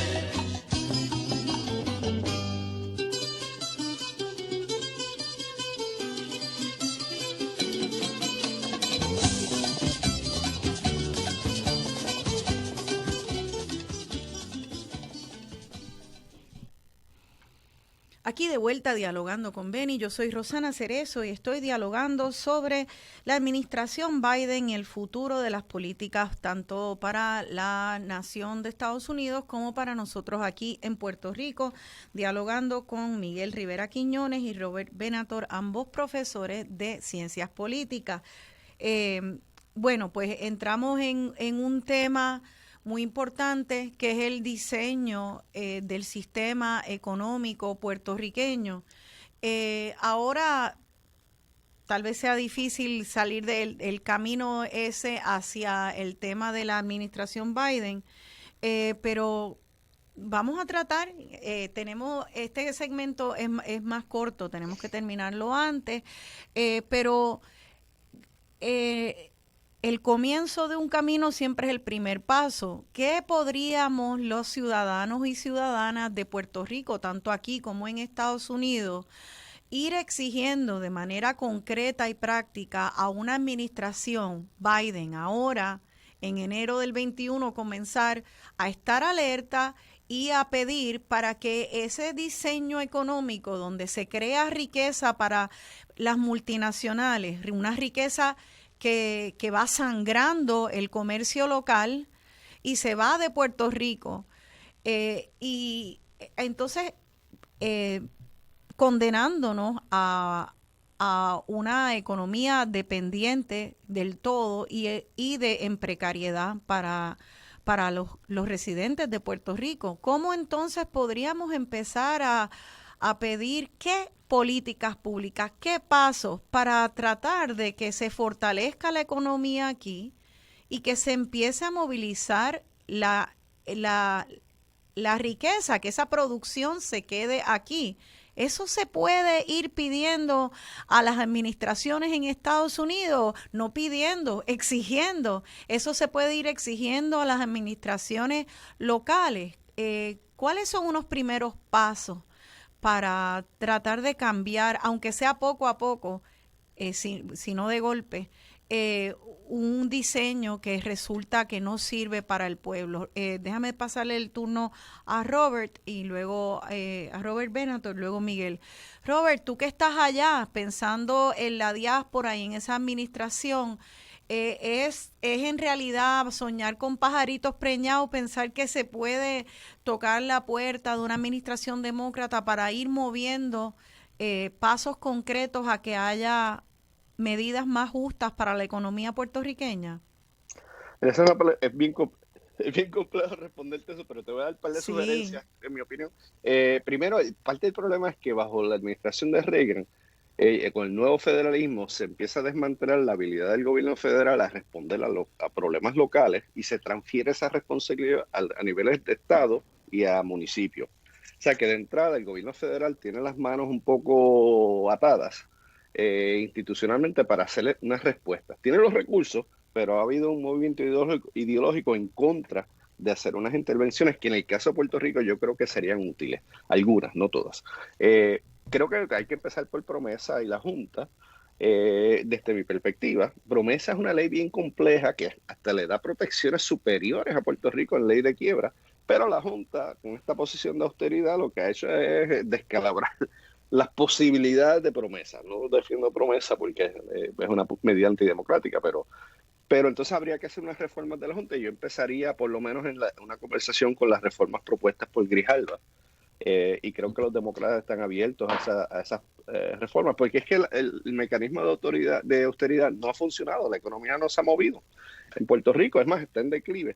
Y en ese sentido, pues la Junta, como tiene un poder superior, hay que negociar otras políticas alternativas a las de austeridad. Y entonces a nivel de gobierno local, que es lo más importante, hay que ponerle presión al gobierno de Pierluisi y a los gobiernos municipales para que empiecen a ser más transparentes con la distribución de fondos, que empiecen a darle prioridad al pueblo y no a los líderes que manejan esas transferencias de fondos. Y aquí el caso de Keller es el caso más claro, donde pues, los que implementaban los fondos federales se quedaron con un 10%. El video se quedó con 10% por trampas de contabilidad, se le dan contratos especiales con altos salarios. Eso se ve en el caso de educación, de salud pública, donde el manejo de las aseguradoras, los que distribuyen el dinero federal, se quedan con unos salarios exorbitantes que deberían llegar al pueblo. O sea que yo creo que aquí lo más importante es a esos tres niveles, facilitar el movimiento de fondos y la distribución de fondos de una manera justa. Pero eso tiene que pasar en diferentes niveles, federal, local y municipal.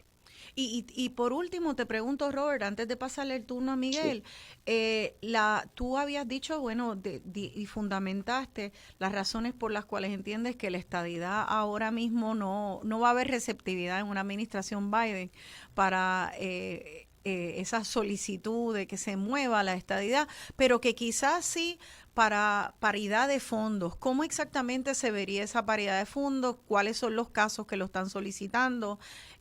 ¿Paridad de fondos en qué específicamente? Bueno, bajo el sistema legal del territorio incorporado, el gobierno federal transfiere lo que se llaman block grants o grupo de dinero. Una vez Puerto Rico utiliza todo ese dinero, pues ya no puede seguir pidiendo. O sea, si le transfiere dinero para vivienda, se le da un cálculo que se define por un porcentaje de población y a un número más bajo que el que se le daría a nivel federal.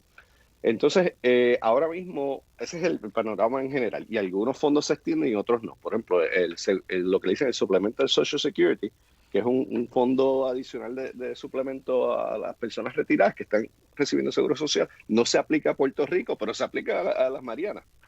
Y entonces hay varios casos que se están moviendo en las cortes El principal ahora mismo es una opinión del juez Helpi, que logró llegar a la Corte Suprema, el caso de Baello Madero, donde se está hablando de pues si es constitucional o de negarle la extensión del seguro social suplementario a los puertorriqueños. Es un caso un poquito más complejo. Esta es una persona que viene de Estados Unidos y llega a Puerto Rico. Y entonces eso se está viendo en las Cortes y hay una discusión positiva en el Senado y en el Congreso para darle paridad de fondos para responder a la crisis fiscal en Puerto Rico, o sea, darle la misma oportunidad. Que puede que se vea una opinión positiva de la Corte Suprema si cuentan con el apoyo de un Senado y una Cámara demócrata, porque la Corte Suprema emite opiniones políticas, entonces no son opiniones legales solamente. Y en ese sentido, pues vemos, ahí se ve la posibilidad de más fondos. En el caso del Seguro Social Suplementario, de acuerdo a Sergio Maxwell, en el Centro de la Nueva Economía, estamos hablando de casi 5.3 mil millones de dólares. ¿Cuánto? Que son fondos, 5.3 mil millones de dólares, que es una cantidad sustantiva para Puerto Rico. Puerto Rico recibe alrededor de 20 mil millones de dólares en subsidios todos los años. O sea, que estamos hablando otra vez, pero el problema es que si ese dinero no se distribuye equitativamente o se pierden las transferencias, pues no sé. Pero esa es una forma tras bastidores. El problema obviamente es que a nivel nacional, si esto funciona, si a nivel nacional se mantienen este tipo de subsidios federales para la población. Yo creo que sí, porque como estamos con la pandemia, la administración de Biden está tratando de enfocar en subsidios locales para los individuos. O sea que este es un buen ambiente para ver más dinero y más paridad de fondos, especialmente si Biden logra mover una economía. O sea, el presupuesto el rescate de 1.9 trillones de dólares. Y finalmente, en ese tema, que no quiero ocupar mucho tiempo, yo creo que aquí las referencias de Biden a un Marshall Plan puede que tengan más influencia en la administración de Biden. O sea, que Biden que Bernie Sanders tiene un compromiso, y no solamente Bernie Sanders, el ala progresista de los demócratas tiene un compromiso para pues mover más fondos a Puerto Rico, porque saben que es necesario para responder a las necesidades. ¿Puedes explicar, es el Marshall Plan, lo dijiste de pasada, ¿a qué te refieres? Se hizo una propuesta durante la campaña electoral donde se hablaba de pagar la deuda, de que el gobierno federal asumiera una responsabilidad más alta sobre la deuda o unas porciones de la deuda para que la economía local pudiera rescatarse. Otra vez, el problema es que también hay que bregar con la corrupción local y el manejo de instituciones, pero la idea es que el gobierno federal podría subsidiar o pagar gran parte o toda la deuda de Puerto Rico para aliviar, y ahí depende de las propuestas. El otro issue que quizás hay que también enfatizar es que tiene que haber un consenso entre los legisladores puertorriqueños en el Congreso, Nidia Velázquez, Alexandria Ocasio-Cortez, Richie Torres y Darren Soto. Si ellos se ponen de acuerdo en unos acercamientos, el Congreso le hace caso. Si ellos no están de acuerdo, no hay posibilidad de mover muchas reformas. Y Richie Torres y Darren Soto apoyan la estadidad, Alexandria Ocasio-Cortez está en otro lado y Nidia Velázquez ha apoyado el ELA históricamente. Pero Nidia Velázquez tiene mucho seniority en el Congreso. Que hay que también ver cómo los legisladores puertorriqueños en Washington, yo no cuento a Jennifer González por ser republicana, ella está media marginada, pero ella es parte de la conversación. ¿Y Alexandria no apoyaba la estadidad? Yo entendía que sí. No está claro. Ella está, el bill de plebiscito, la legislación de plebiscito está apoyando autodeterminación, una especie de discusión local, a diferencia de las iniciativas de Richie Torres y Darren Soto. Interesante. Vamos a abrir las líneas al público porque no quiero que empezar otro tema que entonces nos va a comer el poco tiempo que nos queda. Pero déjame dar el número y entonces pasar a resumir esos puntos prácticos que diste, Robert. Acá el número en Radio Isla es el 787-292-1703, 292-1703 y 292-1705. Ya tenemos una llamada. Vamos a pasar a esa primera llamada. Buenos días. Estén dialogando con Beni. Su nombre, por favor. Sí, mira, es de San Juan. Hola. Buenos días. Mira, oye, para ver si salimos de este problema, ¿por qué no le dicen a esos analfabetas de que 74 millones que votaron por Trump y no les dicen y que porque son analfabetas. Imagínate que han confundido a César Chávez con Hugo Chávez. Imagínate tú con lo que estamos bregando.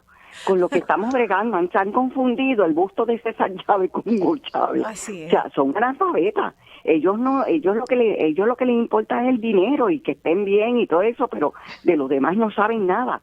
Pero mira, le pueden decir a esos 74 millones que votaron por Trump que Estados Unidos está aquí en Puerto Rico, se ha apoderado de Puerto Rico, a ver si empujan y son tan racistas y empujan al Congreso para que nos den la independencia y salimos de esto. Está Bye, gracioso. adiós, bye.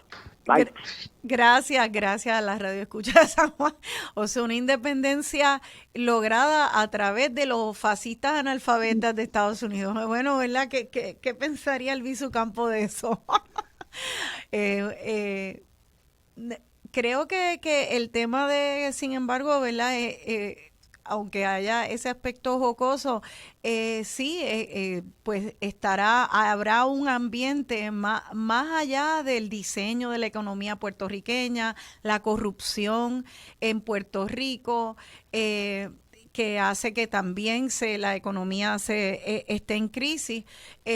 Yo creo que también lo que ella plantea hay ambiente en Estados Unidos para nosotros recibir la estadidad. No será todo lo contrario, que nos puedan, en realidad el ambiente sea más inclinado a darnos la pata y que no tengamos nosotros ninguna voz ni voto en el destino político nuestro.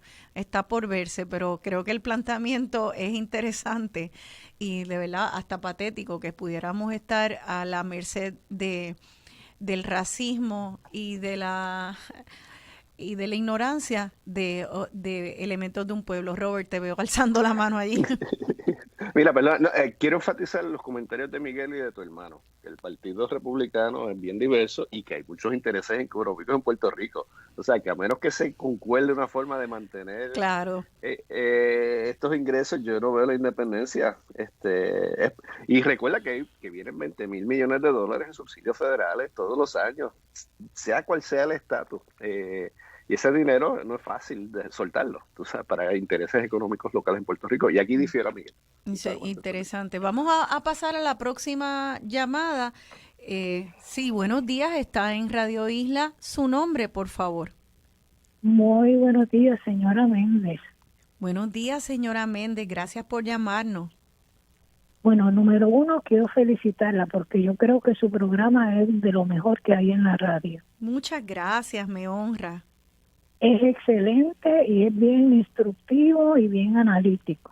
Gracias. Entonces, con relación al residenciamiento del señor Trump, que me da trabajo decirle señor, porque es un fenómeno extraterrestre. Yo creo que están desenfocando cuando están haciendo los análisis de que el residenciamiento es para descarrilar a Trump. En mi opinión, el residenciamiento tiene que ser para que Trump pague por 5 muertes que ocurrieron ese día, por el daño a la democracia que le ha hecho, por la destrucción que ocurrió, que son 3 cosas graves. 3 cosas graves. Eso de descarrilarlo es lo menos importante, porque si nosotros dejamos que personas por sus actuaciones provoquen muertes, provoquen daños graves a una institución como la democracia americana, que no, le voy a decir, yo no soy favorecedora americana, ni soy gringa, ni me interesa, pero sí respeto las democracias. Yo entiendo que hay que poner el punto donde va. Este señor es un daño para la humanidad y debe ser descarrilado sino por su conducta. Excelente, muchas gracias, excelente. Gracias punto. a usted por su trabajo. Gracias, y la señora Méndez es uno de los ejemplos de por qué a mí me enorgullece tanto tantas mujeres que llaman también al programa, mujeres analíticas, educadas, ecuánimes, y eso es lo que ella ha hecho ahora, un análisis muy ecuánime. y creo que y muy acertado, ¿verdad? Porque dice, pues más allá de una estrategia política, de que Trump no pueda ser candidato en el futuro, de que se le dé un machetazo a la derecha y a la extrema derecha, hay unos hechos concretos tan claros como 5 muertes, escalamiento, ¿verdad? Tantos otros, también la agresión al Capitolio, la búsqueda de los senadores nombrados por nombres. Vamos a buscar a Nancy Pelosi, ahora vamos a buscar a Mitch McConnell, o sea, y además Trump, que ya se están sumando los actos delincuentes, evidencia de que estaba tratando de destituir al Attorney General de Georgia para que revirtiera los resultados certificados electorales que certificaban a Biden como ganador en Georgia.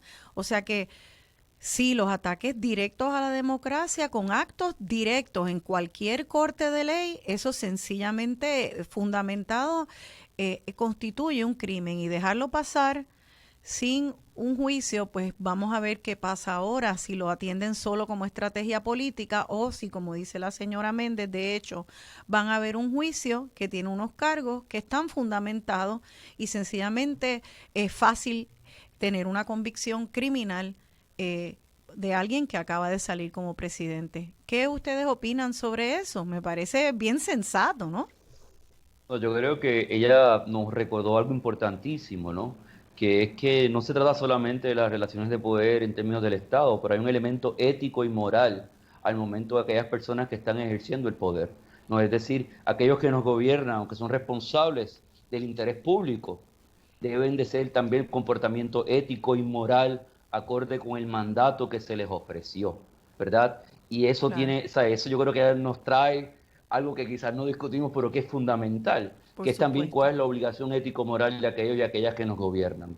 Y yo creo que ella nos recuerda que no se trata solamente de la cuestión, el cálculo político de que no participe, sino también se trata de que alguien que violó ese principio ético-moral de lo que debe ser la relación entre gobernantes y gobernados, debe ser responsable por esa violación y pagar por ella. Así como lo hacemos los ciudadanos cuando rompemos la ley y nos caen las cortes encima. Así de sencillo, que le aplique la ley como a cualquier otro ciudadano. Antes de recibir la próxima llamada, hay una pregunta por internet pidiendo la fuente sobre este concepto de imperialismo contributivo o tax imperialism. Miguel, ¿nos puedes dar la fuente para esa radio escucha? El artículo fue publicado en el 2016. La autora se apellida Dick, D-I-C-K, y en el título se llama Tax Imperialism en Puerto Rico o algo por el estilo, pero me imagino que con esos 3 factores lo puedes conseguir en Google. Ok, pues un artículo. Y está publicado en un journal de Law School, porque ella es una profesora en una universidad en California, la Escuela de Derecho.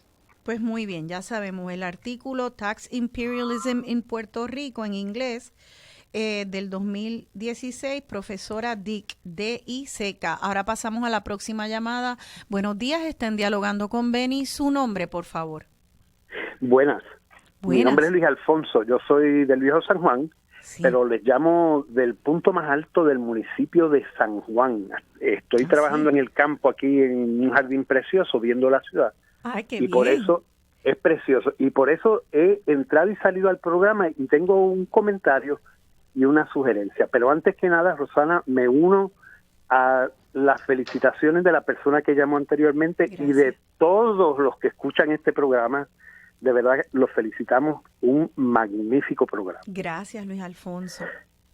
Entonces, una reflexión. Sería maravilloso si un programa se le pudiera dedicar, ya sea en el de ustedes o en otro, en Radio Isla o en algún sitio, a documentar cuál fue la presencia de los nacionalistas puertorriqueños en Congreso. Creo que se habla mucho de lo que ha sucedido ahora. Es un momento, a mi parecer,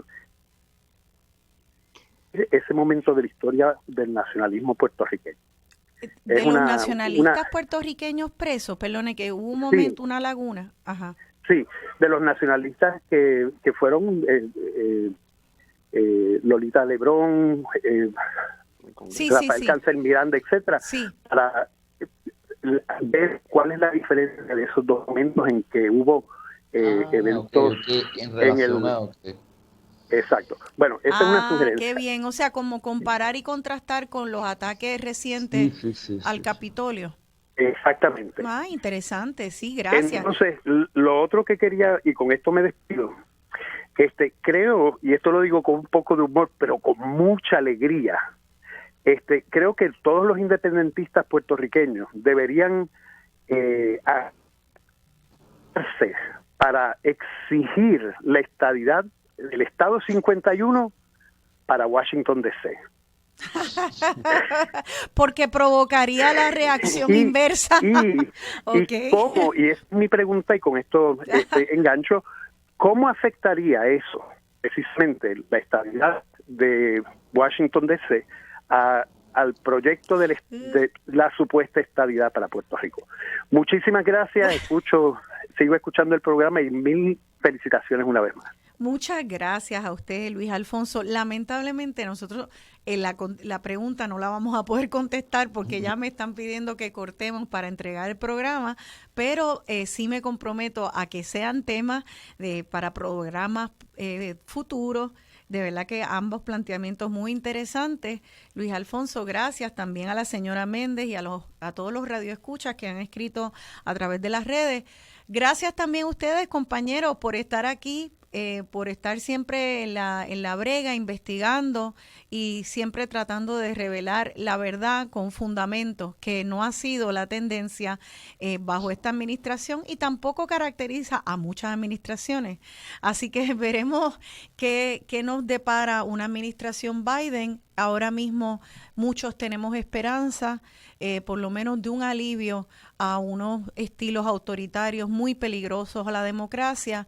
Vamos a acabar el programa en esa nota, no quiere decir que no estaremos vigilantes y analizando. Así que gracias a Miguel Rivera Quiñones y a Robert Benator. Gracias a ambos, compañeros. Chao, hasta luego. Chao, y nos despedimos con la muralla, haciendo punto en otro son, para que siempre podamos abrir la muralla a todo lo bueno y cerrarla a todo lo que atenta contra la dignidad humana. Se despide de ustedes su servidora, Rosana Cerezo.